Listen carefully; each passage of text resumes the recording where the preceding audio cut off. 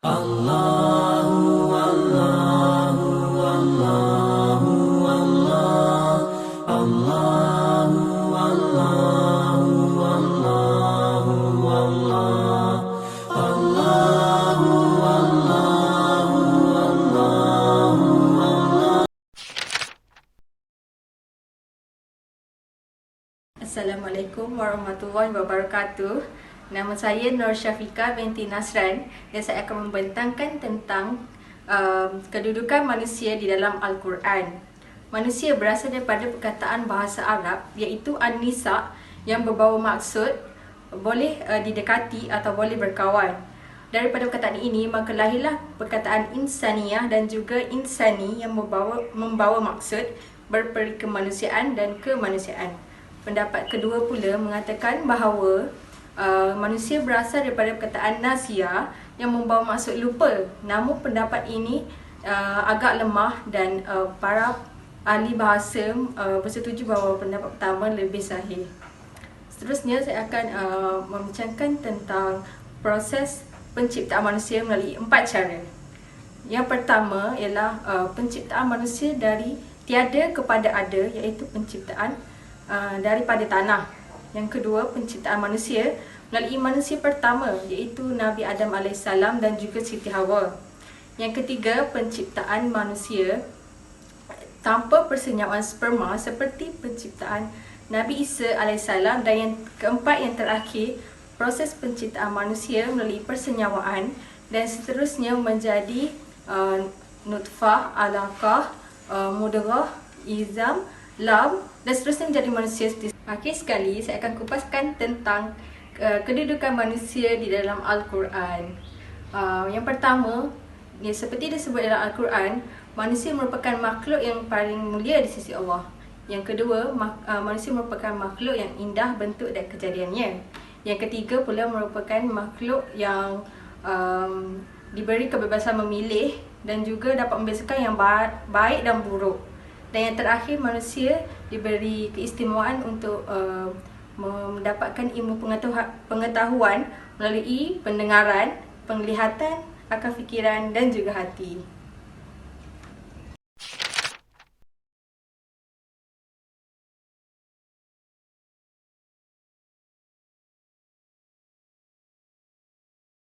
Assalamualaikum, nama saya Wan Nur Salsabila. Untuk objektif kajian, kami menggunakan dua objektif kajian. Objektif kajian yang pertama yang kami telah terapkan dalam kajian ini ialah untuk mengenal pasti tahap kefahaman pelajar tentang kedudukan manusia di dalam Al-Quran. Dan untuk objektif kajian yang kedua pula, kami telah terapkan dalam kajian ini ialah untuk mengenal pasti tahap kesedaran pelajar-pelajar tentang kepentingan Al-Quran yang telah dinyatakan di dalam Al-Quran.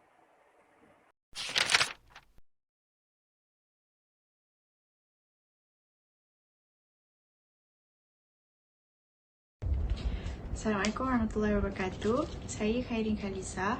Kita beralih pula kepada kajian literature. Seperti yang dimaklumkan, tajuk kami adalah kedudukan manusia di dalam Al-Quran. Jadi, setiap kandungan adalah berdasarkan Al-Quran yang telah dikaji oleh beberapa orang. Yang pertama adalah Dr. Abdul Rahman Kazdi. Beliau menegaskan bahawa di dalam Al-Quran ada 4 perkataan yang menunjukkan kedudukan manusia. Yang pertama adalah Al-Insan. Al-Insan membawa maksud makhluk yang sering lupa.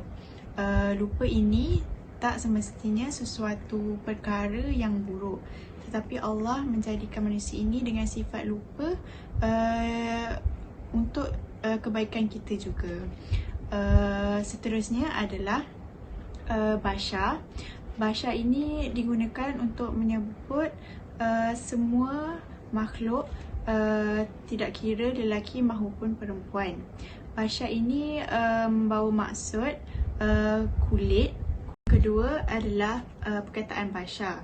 Bashar digunakan untuk menyebut semua makhluk, tak kira lelaki maupun perempuan. Bashar membawa maksud kulit. Kulit yang berada di tubuh manusia, di luar tubuh manusia ini.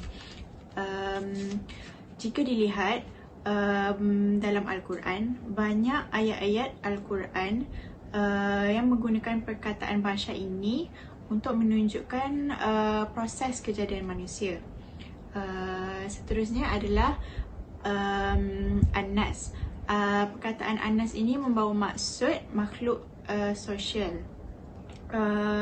Dan makhluk ini berpotensi untuk melakukan maslahah dan mafsadah. Maslahah adalah kebaikan dan mafsadah pula adalah keburukan. Akhir sekali adalah Bani Adam. Bani Adam membawa maksud keturunan Adam.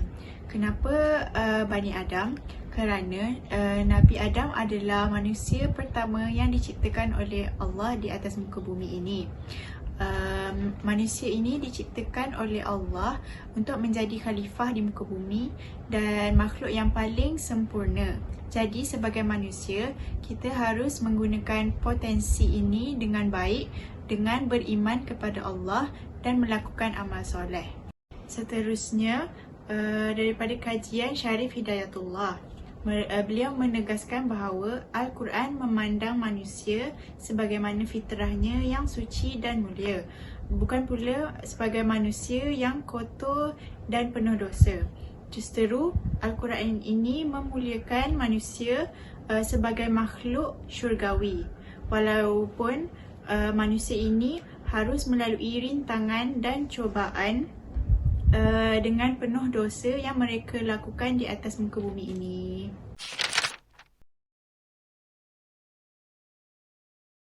Nama saya Nur Atira binti Syara Amrin.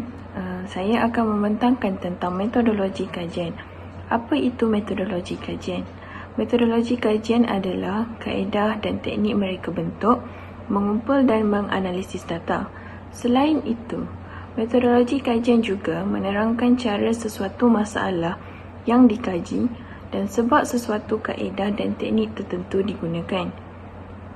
Melalui metodologi inilah, data-data yang dikumpul dan diperoleh akan menjadi bukti sokongan untuk memperkukuhkan lagi kajian mengenai kedudukan manusia di dalam Al-Quran. Selain itu juga, tujuan metodologi adalah membantu memahami dengan lebih terperinci lagi tentang mengaplikasikan kaedah dengan membuat huraian tentang proses kajian.